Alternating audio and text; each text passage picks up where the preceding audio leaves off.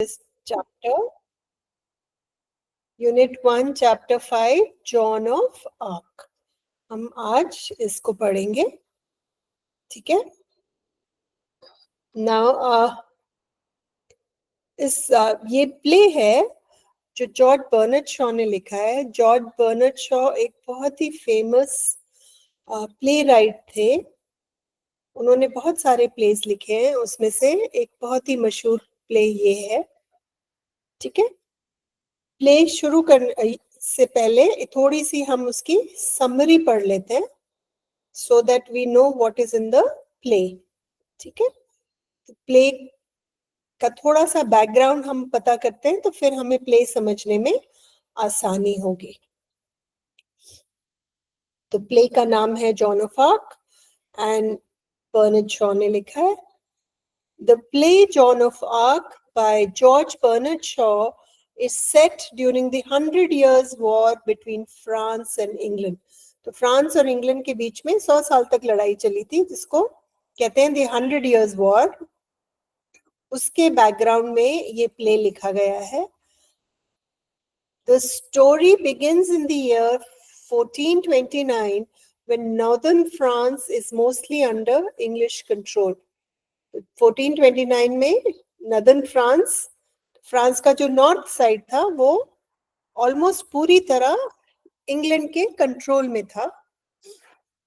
Captain Robert is surprised to hear that a young village girl John has come to see him with a strange request. She wants to be given a horse, armor, and a few soldiers so she can go to Dauphin, the future king of France, and liberate the city of Orleans. तो France के captain के पास एक छोटी सी village girl आती है जिसका नाम John होता है, और वो कहती है कि मुझे आप एक घोड़ा दे दीजिए और वो आर्मर दे दीजिए, वो जो प्रोटेक्शन के लिए जो पहनते हैं शरीर पे, और मुट्ठी पर सोल्जर्स दे दीजिए, और मैं जाके जो किंग है फ्रांस का होने वाला, जिसने हमारे इंग्लैंड पे कंट्रोल कर लिया है, इंग्लैंड का किंग है जिसने फ्रांस पे कंट्रोल कर लिया है, मैं उस फ्रांस के किंग से अपनी सिटी ऑर्लिन्स को छुड़ाऊंगी. तो उसको बड़ा अजीब लगता है कि ये तो छोटी सी बच्ची है गांव की, इसको क्या ट्रेनिंग होगी, क्या समझ होगी, लेकिन ये इतनी बहादुर है. She is so brave, she is ready to fight for her country. John, only 17 or 18 years old, speaks with confidence and boldness. तो जॉन फ्रेंच है और वो बड़ी कॉन्फिडेंस से और बड़ी हिम्मत से बात करती है. जब वो बात करती है कैप्टन से और ये सब मांगती है, she believes she is chosen by God to lead the French to victory. उसको ये पूरा विश्वास है कि मेरा जन्म इसीलिए हुआ है कि मैं अपने फ्रांस के लोगों को लड़ाई में जिताऊं. Her courage and faith surprise everyone, including the captain and his steward. तो जो भी सुनता है वो उसकी हिम्मत देख के हक्का बक्का रह जाता है. Though initially doubtful and amused, Captain Robert is impressed by John's strong will and the fact that respected soldiers like Pongle and others support her. तो शुरू में तो वो मजाक में लेता है इस बात को कि क्या छोटी सी बच्ची है, गांव से आई है, इसको क्या ही कर सकती है ये लड़ाई में. लेकिन जब वो उसकी हिम्मत देखते हैं, जब उसकी विल देखते हैं, उसकी डिटर्मिनेशन देखते हैं, और फिर कुछ बहुत अच्छे सोल्जर्स होते हैं वो भी उसको सपोर्ट करते हैं कि नहीं, इसका अगर सपना है तो हमें इसको सपोर्ट करना चाहिए, हमें इस पे विश्वास है. तो फिर कैप्टन रॉबर्ट को भी लगता है कि नहीं, ये बच्ची कुछ कर सकती है.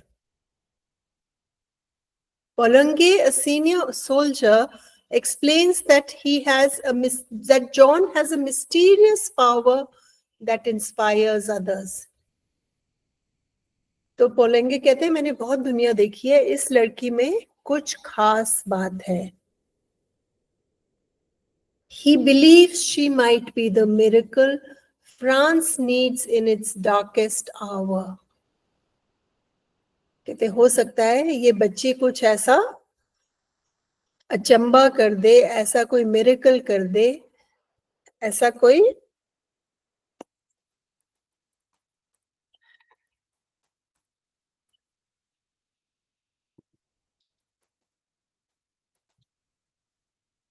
चमत्कार कर दे जिससे हम जो अभी हार रहे हैं इंग्लैंड से, उससे हमारी कुछ मदद हो पाए और हम वापस अपना फ्रांस अंग्रेजों के चुंगल से छुड़ा पाए. John insists that she doesn't need many soldiers, just a few good men. कहती मुझे बहुत बड़ी फौज नहीं चाहिए, मुझे बस मुट्ठी भर अच्छे सोल्जर्स दे दो, and that with God's help she can lead them to success. कहती मुझे सिर्फ मुट्ठी भर लोग चाहिए, अच्छे सोल्जर्स चाहिए, और भगवान मेरे साथ है और हम भगवान की मदद से हम जीत जाएंगे. She mentions the names of men already ready to follow her and assures the captain she has planned everything. तो वो कहती हैं कि कुछ आदमियों के नाम लेती हैं कि ये तैयार है मेरे साथ जाने के लिए और आप चिंता मत करिए, मैंने सब कुछ प्लान कर रखा है, मुझे पता है कैसे करना है, क्या करना है. Although Robert is hesitant, he sees no further hope for France and agrees to send John to meet the dauphin. शुरू में रॉबर्ट को लगता है कि मैं इस बच्ची को भेजूं क्या, इसकी जान खतरे में डालूं क्या, छोटी सी बच्ची है, बड़े बड़े सोल्जर्स हमारे कुछ नहीं कर पा रहे, तो ये बच्ची क्या करेगी. लेकिन उसको फिर लगता है दूर दूर तक उसको कोई भी रोशनी का चिराग नहीं दिखता, तो वो रेडी हो जाता है कि चलो जॉन को भी भेज के देख लेते हैं.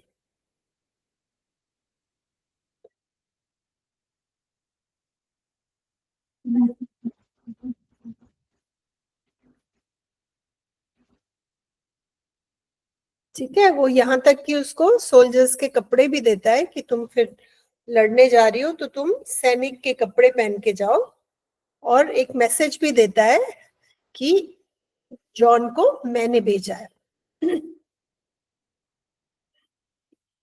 He ends by saying he takes no responsibility for the outcome, but admits there is something about her that feels extraordinary.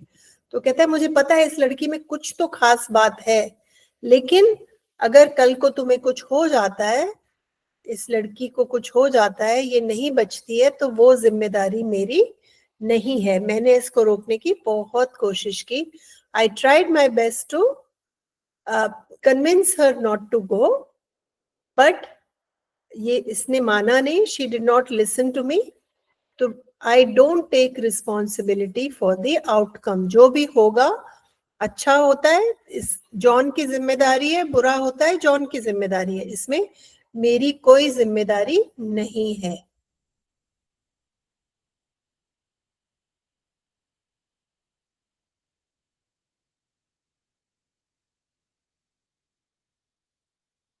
ठीक है, इस प्ले में जॉन का फेथ, अपने देश के लिए प्रेम और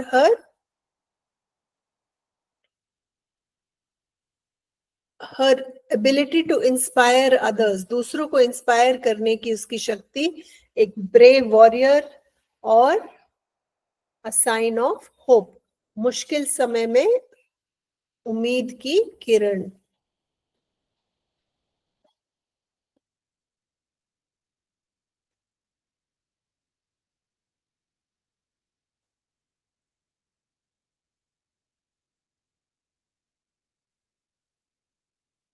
ठीक है, चलो अब हम पढ़ते हैं, सीधा प्ले में चलते हैं. ये मैं आपको बता चुकी हूँ, ये इंग्लैंड और फ्रांस के बीच में 100 साल तक वॉर चली थी, which came to be known as the 100 Years war. और जॉन एक लड़की किसान की बेटी थी जो ईस्टर्न फ्रांस में रहती थी, और वो फ्रेंच आर्मी को लेकर उसने बहुत सी लड़ाइयां जीती. ये मैं आपको बता चुकी हूँ कि प्ले जब शुरू होता है जब नॉर्दर्न फ्रांस पे इंग्लैंड ने कंट्रोल कर रखा था। रॉबर्ट, जिसके पास वो सैनिक मांगने गई थी, जो कैप्टन था, मिलिट्री ऑफिसर था। स्टुअर्ड होता है हेल्पर, बड़े बड़े ऑफिसर्स के पास साथ हेल्पर्स होते हैं जो उनको यूनिफॉर्म पहनने में, उनका ध्यान रखने में, छोटी छोटी चीजों में उनकी सेवा करते हैं। Robert, I told you to throw the girl out. You have 50 armed soldiers and dozens of strong servants to carry out my orders. Are they afraid of her? Robert कहते, मैंने बोला था उस लड़की को निकालो यहाँ से। तुम्हारे पास 50 सोल्जर्स है, कितने सारे सर्वेंट्स है, तुम उसको बाहर नहीं फेंक सकते? डरते हो क्या तुम उससे? स्टुअर्ट कहता है, no sir, we are afraid of you, but she puts courage in us. She really doesn't seem to be afraid of anything. Perhaps you could frighten her, sir. वो कहते, नहीं सर, हम आपसे डरते हैं, लेकिन उस लड़की में तो गजब ही हिम्मत है, उसको किसी चीज से डर ही नहीं लगता, हो सकता है आप डरा दो उसको. Robert Grimley, perhaps. Where is she now? कहाँ है वो? Down in the courtyard sir. बाहर खिड़की से देखते हैं रॉबर्ट, तो वो लड़की नीचे खड़ी होती है, तो सर्वेंट सोल्जर्स को बोलते हैं कि ऊपर भेज दो उस बच्ची को. The girl enters. गर्ल, वो लड़की कमरे में आती है, वो अच्छी खासी काठी की है, strong country girl, 17 to 18 years. The squire's glare neither frightens her nor stops her. अच्छा, वो रॉबर्ट को देख के ना वो डरती है, ना वो घबराती है, ना उसको किसी चीज की कोई रुकावट महसूस होती है. वो खुल के बोलती है, बड़े विश्वास से, बड़ी कॉन्फिडेंस से अपनी बात को सामने रखती है. Good morning captain Squire, you are to give me a horse and armour and some soldiers and send me to the dauphin. सीधा पॉइंट पे आती है कि गुड मॉर्निंग, मुझे आप घोड़ा दे दीजिए और मुझे आर्मर दे दीजिए. आर्मर होता है जो वो लोहे का, वो चेस्ट पे, आर्म्स पे, सर पे पहनते हैं अपने आप को बचाने के लिए. उन दिनों लड़ाइयां तलवार से होती थी, तो तलवार से बचाने के लिए वो एक आर्मर पहना जाता है. उसने कहा मुझे आर्मर दे दीजिए, कुछ सोल्जर्स दे दीजिए और मैं जाके इंग्लैंड के राजा से लड़ूंगी.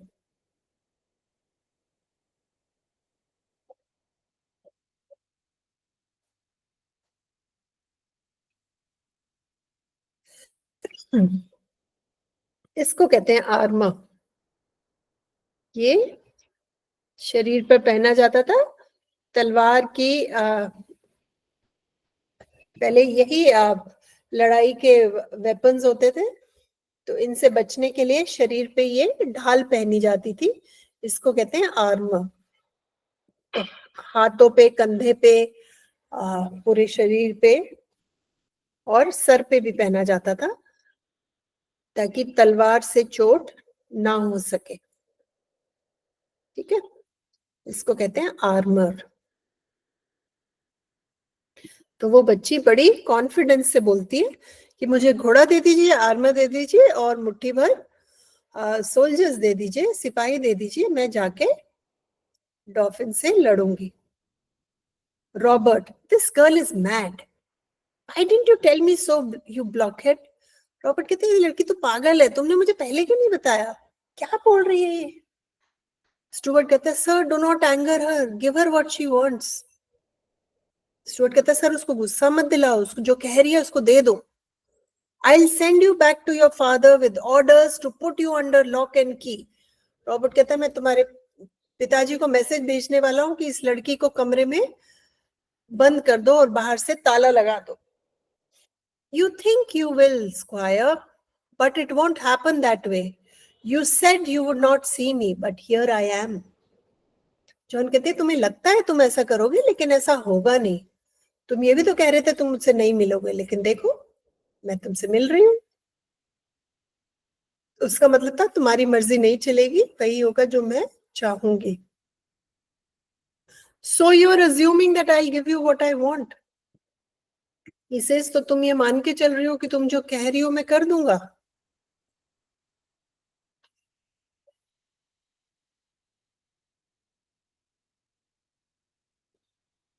कहती है, yes, squire.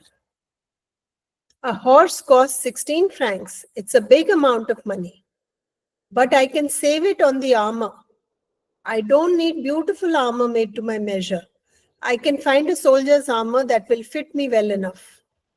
I don't want many soldiers. The Dauphin will give me all I need to free Orleans. तो वो कहता है कि कहती है, हाँ आप मुझे देंगे, मुझे पता है, मुझे घोड़ा मुझे पता है महंगा आता है, 16 फ्रैंक्स का आता है, लेकिन मैं आर्मर, मुझे आपसे कोई सुंदर सा आर्मर नहीं चाहिए जो मेरे नाप का बनाओ, किसी भी सोल्जर का जिसका मुझे आ जाएगा आर्मर मैं पहन लूंगी। कहती बाकी जो मुझे चाहिए वो मुझे डॉल्फिन से मिल जाएगा। To free Orleans, to free Orleans, कह रहे पागल हो गई हो, तुम कैसे पूरे शहर को आजाद करोगी? Yes, squire. 3 men will be enough for you to send with me. Polly and Jack have promised to come with me. कहते मुझे सिर्फ 3 लोग चाहिए स्क्वायर ऑर्लीन को फ्री करने के लिए, और पॉली और जैक तो मान भी गए हैं कि मेरे साथ चलेंगे। You mean Monsieur de Polengi? Yes, Square. Jack will come willingly.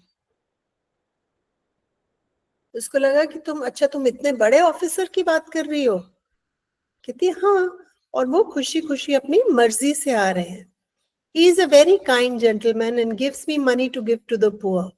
I think John Godsave will come and Dick the Archer and their servants, John of Honcourt and Julian.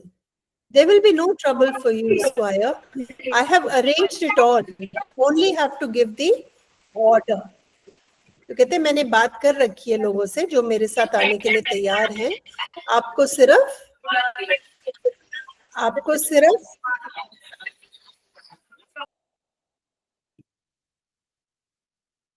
सिर्फ ऑर्डर देना है, और ये सब मेरे साथ चलने के लिए तैयार हैं, आप सिर्फ हमें परमिशन दे दीजिए। तो रॉबर्ट पूछते हैं कि मॉन्सियर डी पॉलिंगी कैसे मान गए, क्या ये सच है? स्टुअर्ट कहता है यस सर, वो तैयार है और मॉन्सियर डी मेंस भी तैयार है, वो दोनों इसके साथ जाना चाहते हैं। रॉबर्ट को ये बात हजम नहीं होती, वो कहते हैं बुलाओ जरा पॉलिंगी को मेरे पास, मैं उनसे खुद ये बात पूछूंगा। और जॉन को कहते हैं कि जाओ नीचे जाके तुम मेरा इंतजार करो। रॉबर्ट को कहते हैं गो with her, stay with in call and keep an I on her, I shall have her up here again. कहते हैं इसको नीचे ले जाओ और इस पे नजर रखना, मैं इसको दोबारा ऊपर बुलाऊंगा। और जब पॉलिंगी आते हैं तो रॉबर्ट उनसे पूछते हैं कि she says you and Dick have offered to go with her. कहते उसने मुझे बताया कि जैक और डिक तुम दोनों तैयार हो गए उसके साथ जाने के लिए, क्या ये सही है?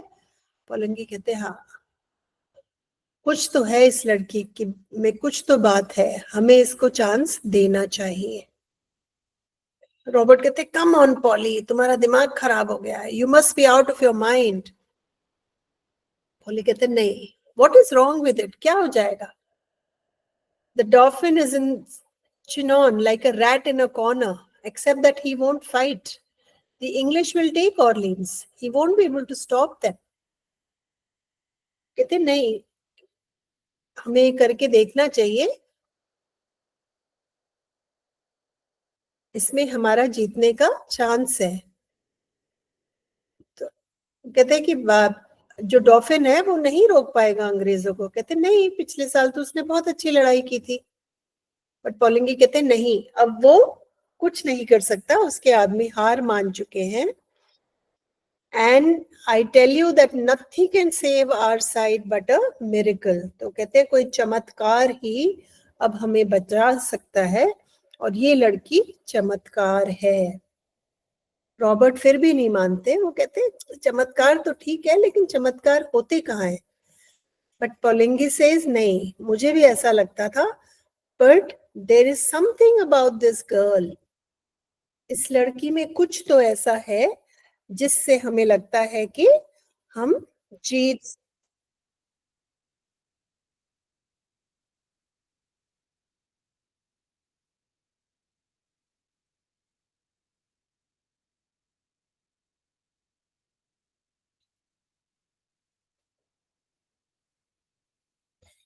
तो शुरू में तो रॉबर्ट नहीं मानता, कहते हैं, रॉबर्ट कहता है तुम पागल हो गए हो, जितनी पागल वो है उतनी पागल तुम हो गए हो। जब पोलंगी कहता है कि हर words have put fire into mind,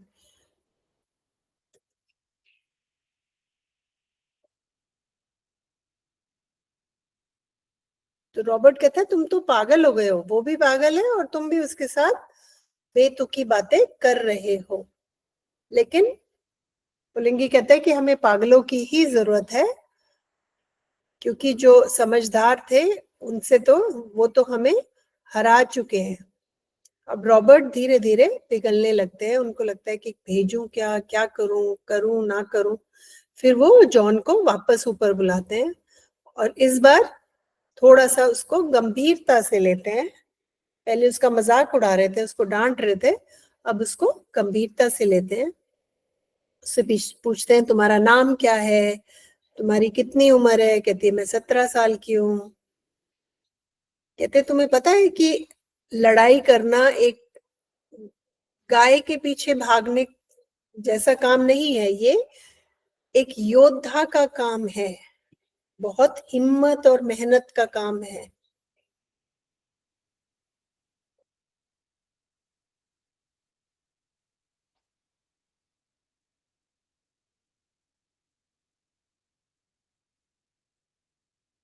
कहते सैनिक का काम बहुत मुश्किल है, और तुमने गाय भैंसों को संभाला है, तुम गांव में रहती हो, तुम क्या कर पाओगी ये, क्या तुम सैनिक का काम कर पाओगी? तो कहती नहीं, अगर भगवान मेरी तरफ है तो मैं कुछ भी कर सकती हूँ, कुछ भी मुश्किल नहीं है।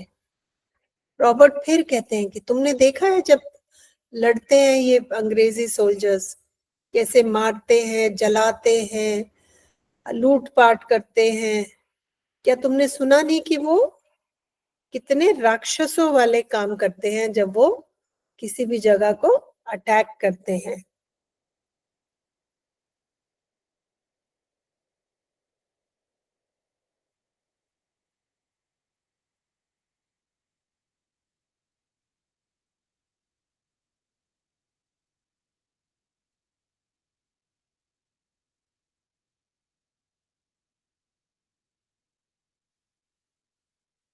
तो वो रॉबर्ट उसको बताने की कोशिश करते हैं कि लड़ाई बहुत खतरनाक चीज है, लेकिन वो वहां से अपनी बात से नहीं डिगती। वो कहती है आप समझ नहीं रहे हो, वो इसलिए ऐसा होता है क्योंकि वो लड़ते हुए डरते हैं, मुझे डर नहीं लगता।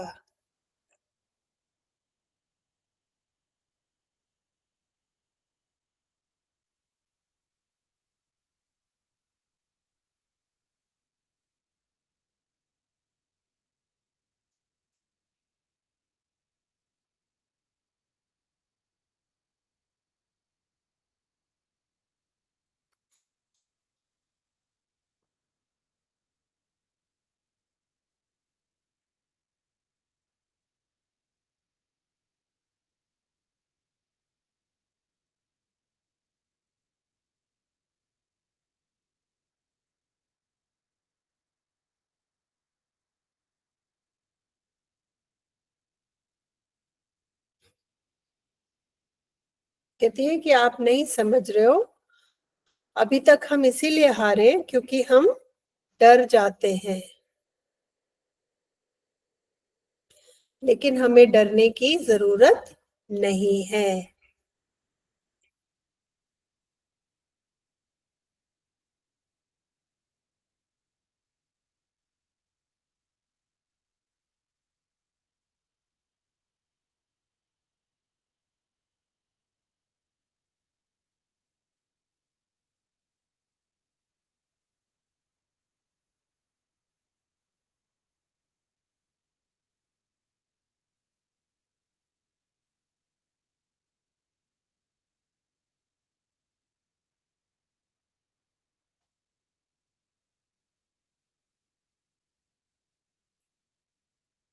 कहते एक भी सोल्जर नहीं बचेगा।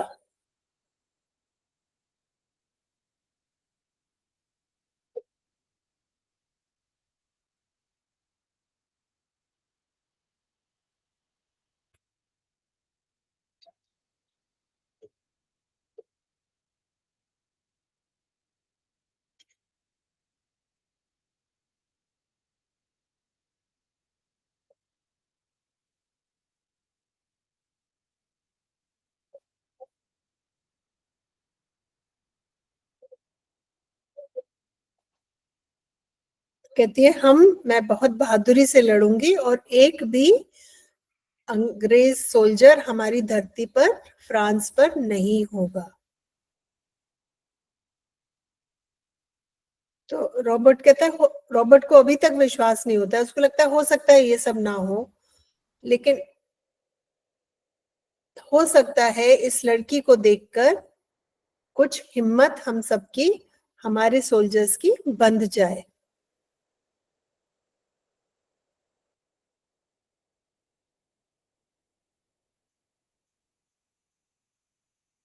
और फाइनली रॉबर्ट उसको बोल देते हैं कि ठीक है,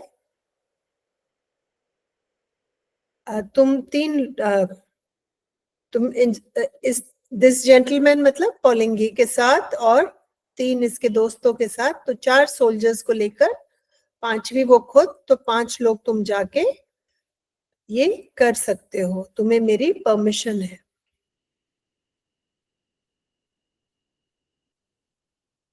तो फाइनली वो उसको एक लेटर देते हैं कि इसको मैंने भेजा है, और ड्रेस उसको दिलाते हैं। जॉन कहती है मुझे ड्रेस, सोल्जर की ड्रेस तो देंगे ना? कहती, रॉबर्ट कहता है ठीक है, जो तुम्हें चाहिए तुम ले लो, लेकिन मैं जिम्मेदार नहीं हूं कि आगे क्या होगा। रॉबर्ट को अभी भी घबराहट होती है कि पता नहीं हम सही कर रहे हैं, आदमी तो कर नहीं पा रहे हैं, छोटी सी बच्ची क्या करेगी। बट पोलिंगी कहते हैं नहीं, इस लड़की में कुछ तो बात है, और वो उसके साथ चले जाते हैं। तो ये है कैसे इम्पॉसिबल सर्कमस्टांसेस में, जब बिल्कुल भी किसी को जॉन ऑफ आर्क पे विश्वास नहीं था, छोटी सी बच्ची थी, गांव से आई थी, दूध डेयरी का काम करती थी, उसको सैनिक होने का अभ्यास नहीं था, लेकिन वो अपने देश के लिए लड़ी, और आज भी हम उसके बारे में पढ़ रहे हैं। अच्छा, हम पहले इसकी एक्सरसाइजेस कर लेते हैं जो शुरू में है। Weapons in the past, weapons use now it is. आपने देखा ऑपरेशन सिंदूर हुआ था, तो आप आजकल जो वेपन्स लड़ाई में यूज होते हैं आप वो यहाँ पे लिख सकते हैं। पुराने जमाने में जो वेपन्स होते थे, तलवार, भाला, वो सब आप यहाँ पे लिख सकते हैं। ठीक है, तो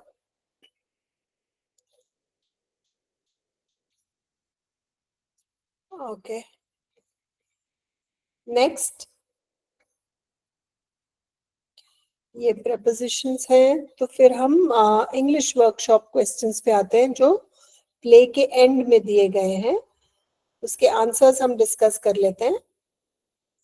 किसी भी प्ले में 4 मेन चीजें होती हैं। एक तो सेटिंग, कहाँ प्ले हो रहा है, जगह और टाइम, कौन से साल में हो रहा है और कौन सी जगह हो रहा है। तो आपने देखा हमने इस प्ले के बारे में कि 1429 में हो रहा है और नॉर्दर्न फ्रांस में हो रहा है। ठीक है, scene given of the play, scene कहाँ हो रहा है, वो रॉबर्ट के ऑफिस में हो रहा था, है ना? एक मिलिट्री कैंप है जहाँ पे मिलिट्री के लोग रहते हैं, वहां पे ये प्ले हो रहा है। कैरेक्टर्स कौन है? कैरेक्टर्स हैं रॉबर्ट, कैरेक्टर्स है पोलेंकी, कैरेक्टर है स्टुअर्ट, और कैरेक्टर है जॉन। ये 4 कैरेक्टर्स हैं। और मेन प्लॉट क्या है, मतलब मेन प्ले का जो मेन मुद्दा है वो क्या है, कि एक छोटी बच्ची है 17-18 साल की जॉन, वो अपने देश के लिए, फ्रांस के लिए लड़ना चाहती है, और इसके बारे में ये प्ले है। ठीक है, pick out from the extract of the play 2 lines that provide evidence for each of the following.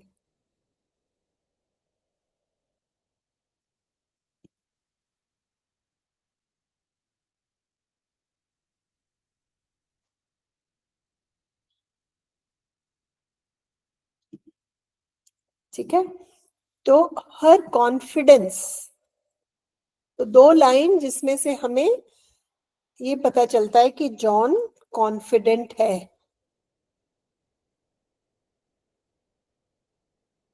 ना। तो कॉन्फिडेंस उसका कहाँ पे निकल के आता है? 2 एविडेंस, एक बार तो वो कहती है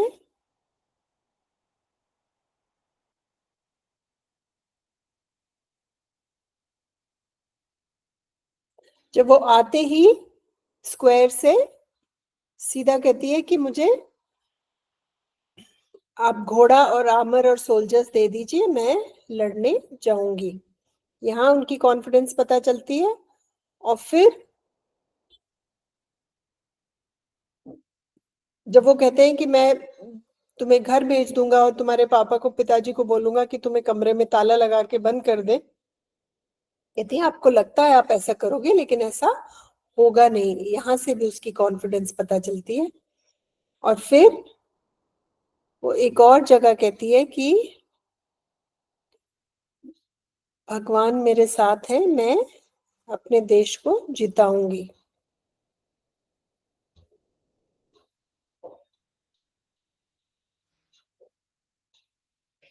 यहाँ से भी उसकी कॉन्फिडेंस पता चलती है कि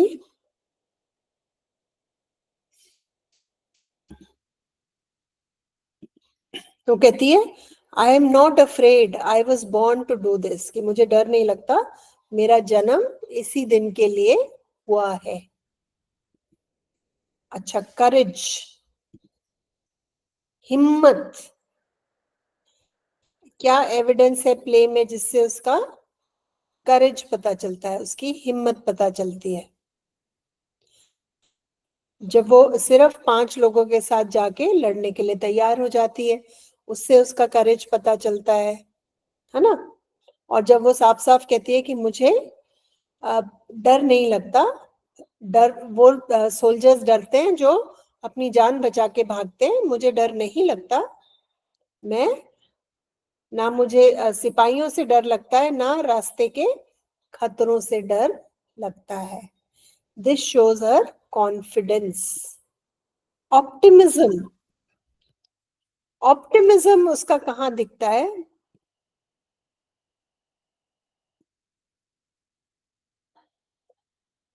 उसका आशावाद कब दिखता है? जब वो तैयार होती है कि पूरे विश्वास से कहती है कि मुझे आप सिपाही दीजिए, मैं अंग्रेजों को अपने देश से बाहर निकाल दूंगी। और कहीं पे भी उसको ये नहीं लगता कि वो हार जाएगी या उसको चोट लगेगी या वो उसको किसी तरह की कोई हानि हो सकती है। डिटर्मिनेशन, उसकी लगन, उसका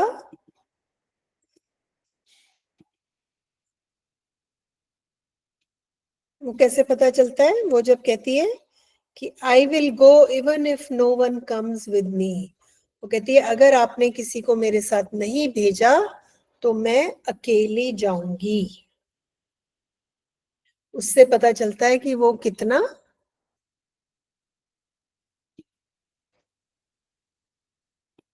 है ना, पेट्रियोटिज्म, अपने देश के लिए प्यार, देश के लिए समर्पण। कहती है मैं फ्रांस को दुखी नहीं देख सकती, मुझे उसके लिए कुछ करना है, अपने देश के लिए मुझे कुछ करना है। तो उससे पता चलता है वो अपने देश के लिए कितना पेट्रियोटिक है। अच्छा, सेकंड क्वेश्चन आपका होमवर्क है, क्वेश्चन 1, 2, 2 का ए एंड बी। इन सब पॉइंट्स के बेसिस पे आप उसका कैरेक्टर स्केच लिखेंगे पैराग्राफ में, जिसमें उसके क्वालिटीज के बारे में लिखेंगे जो यहाँ पे हमने मेंशन किए और उसके एग्जाम्पल दिए हैं, वो सब उसके कैरेक्टर स्केच में जाना चाहिए। इस रेखा चित्र के लिए आप ये जो हमने डिस्कस किया है ये इस्तेमाल कर सकते हैं।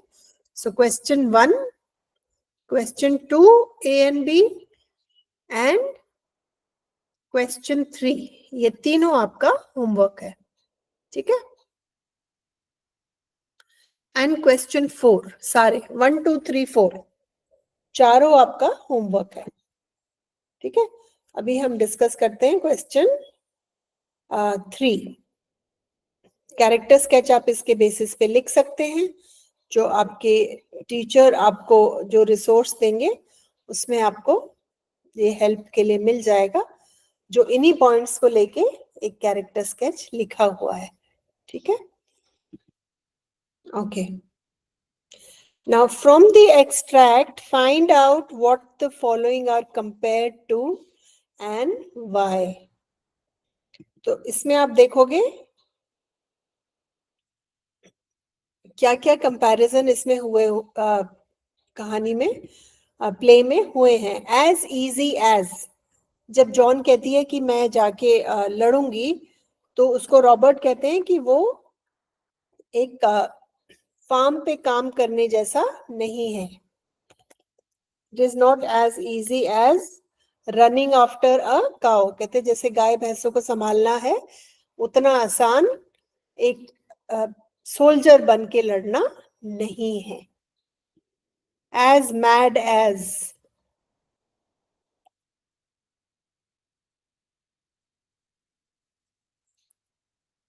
वो कहते हैं, पहले वो कहते हैं लड़की पागल है, और जब पोलंगी उसको सपोर्ट करते हैं तो उसको कहते हैं कि तुम भी इतने ही पागल हो जितनी ये लड़की है। तो एज मैड एज कि जॉन तो पागल है ही, पोलंगी भी बहुत बड़ी बेवकूफी कर रहे हैं उसको सपोर्ट करके।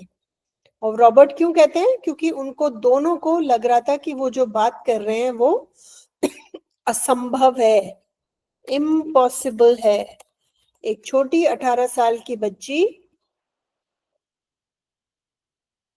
एक छोटी 17-18 साल की बच्ची इतनी बड़ी लड़ाई के लिए हमें नहीं भेजनी चाहिए, वो बच्ची है।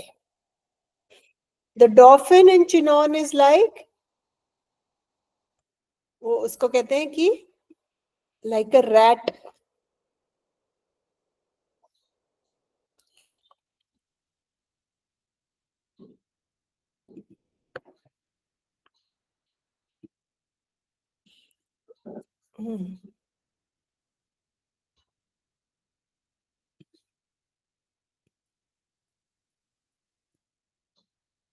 वो कहते हैं he is like a rat in a corner, जब चूहा एक कोने में फंस जाता है तो वो लड़ नहीं सकता, क्योंकि उसको पता है वो वहां से नहीं बच पाएगा।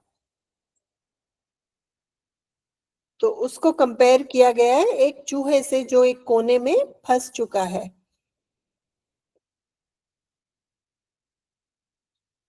ठीक है।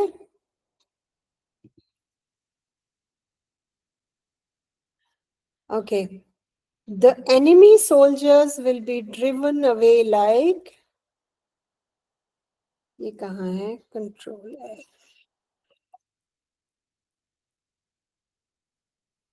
The enemy soldiers will be driven away like,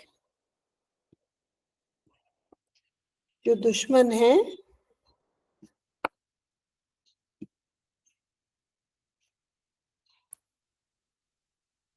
उनको कैसे भगाएंगे।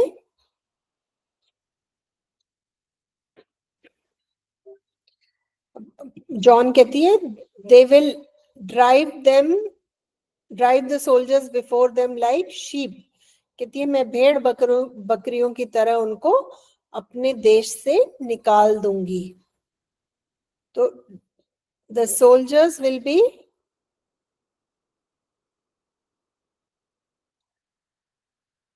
the soldiers will be driven away like sheep। क्यों, क्योंकि वो कहती है कि क्योंकि मैं एक फार्मर हूं तो मैं भेड़ बकरियों की तरह उनको अपने देश से बाहर निकाल दूंगी। John of arc is a bit of,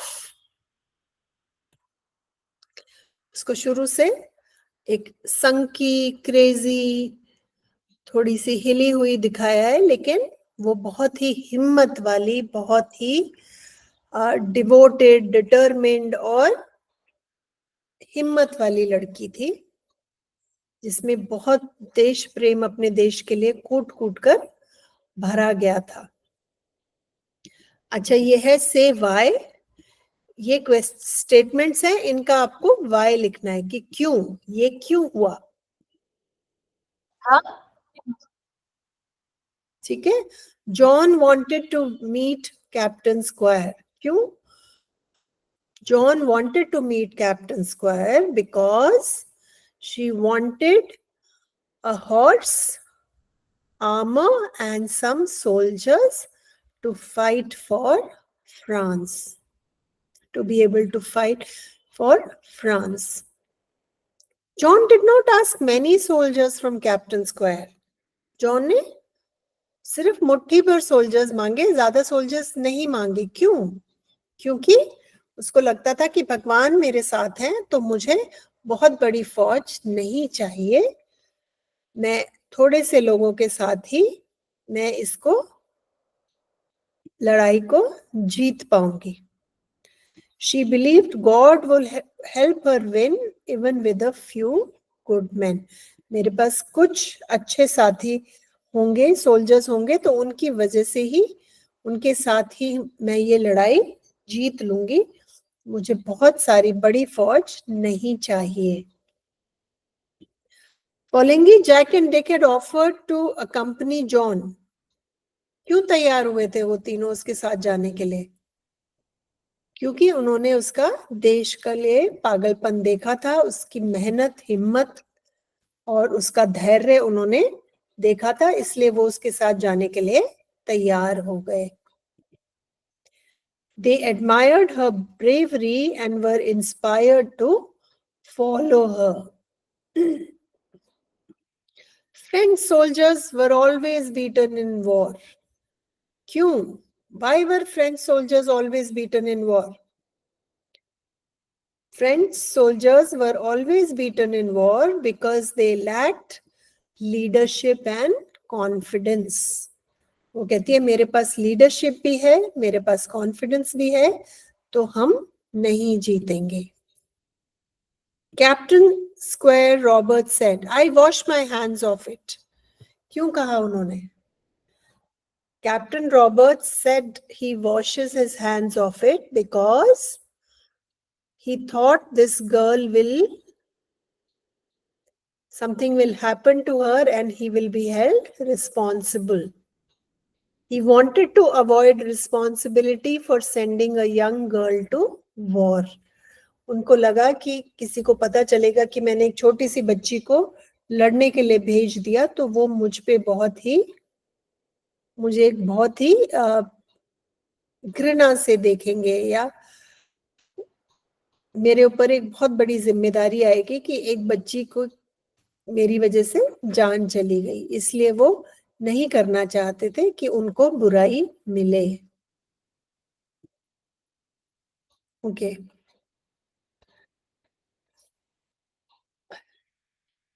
ये फ्रेजेस हैं जिनके यूजेस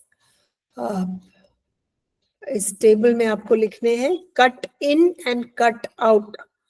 कट इन मतलब किसी चीज के अंदर घुस जाना, कट आउट मतलब काट के बाहर फेंक देना। तो दोनों में ये फर्क है।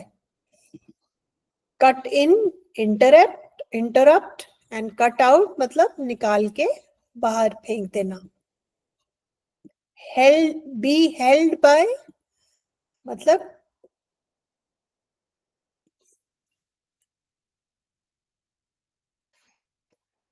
the meeting was held by the principal. Held up, held by मतलब conducted by, held up मतलब कहीं फंस गए। The train was held up due to rain. He was held up due to traffic. Run away, दूर भाग जाना बच के। The thief ran away. Run for मतलब किसी चीज के लिए भागना, मतलब इलेक्शन के लिए खड़े होना या किसी कंपटीशन में भाग लेना, वो कहते हैं run for. To be known as, तुम किस नाम से मशहूर हो। टू बी नोन फॉर, तुम किस काम के लिए मशहूर हो।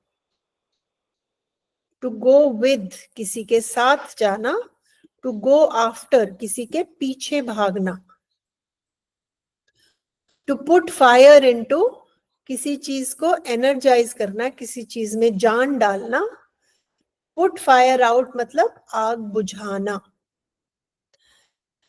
तो क्लास के बाद ये रिसोर्स आपके साथ शेयर होगा, आप इसको पढ़ने के लिए इस्तेमाल कर सकते हैं। 6 क्वेश्चन के भी आंसर्स इसमें हैं, ठीक है। आई होप आपको ये चैप्टर समझ आया हो। कोई क्वेश्चंस हो तो आप मुझे बताइएगा। बाय बेटे।